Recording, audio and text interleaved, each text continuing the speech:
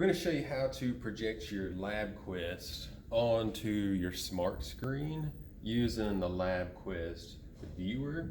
So this is a program you can buy from Vernier.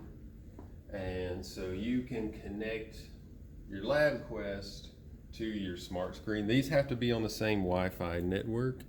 So I'm going to go here to connections, and I'm finding my IP address right here.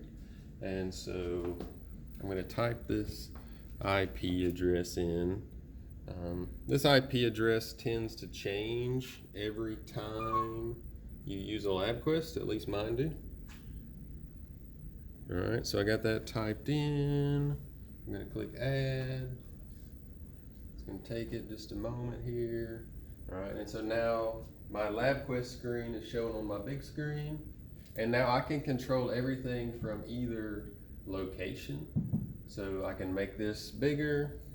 Whatever I do here on this screen will come here, or I can control my LabQuest from my big screen as well. Just makes it easier for all your students to see what's happening if you're doing a demonstration.